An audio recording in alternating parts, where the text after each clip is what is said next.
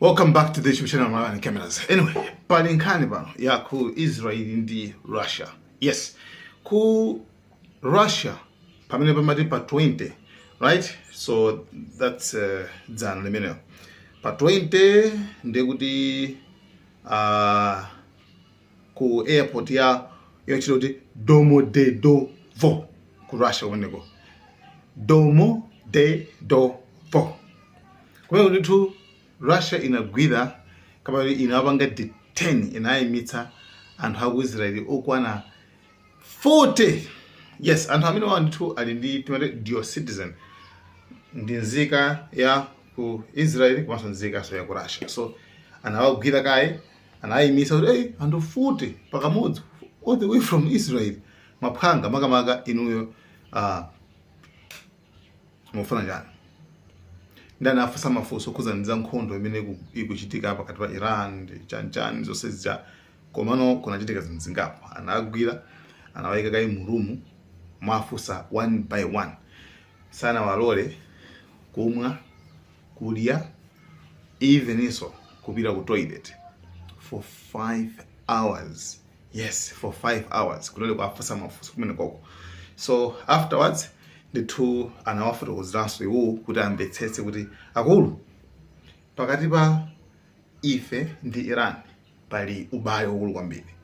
Komanso timafati kuuzeni zoti mdani wa Iran ndi mdaniso wa Russia. So yeah, that's why the two ife yota kugwirani tikufusani mafuso amene wawa. So nkhani ndithu inavuta to the point kwena kuti anthu awaja awamasude bwinobwino panalowera apo ndithu mpakana diplomacy, diplomatic talks.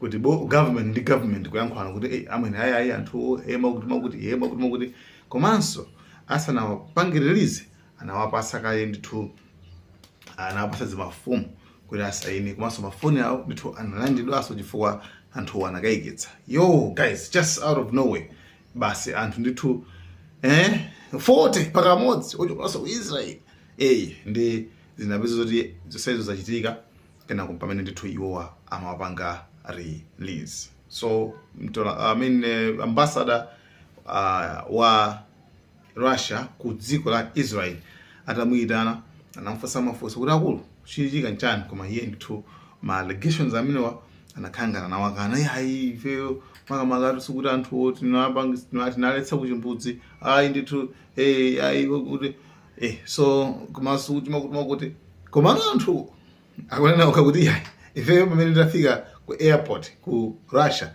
ndithu tinagwidwa ndipo tapangidwa interrogated ndithu kwambiri kumene ku dziko la Russia. So guys, thank you so much. Kandi mafati pasandi meneyo mango mene ena muna mango voda ku Russia kugita ma Israelis nkhani yake inali ndithu imeneyo. Guys, thank you so much.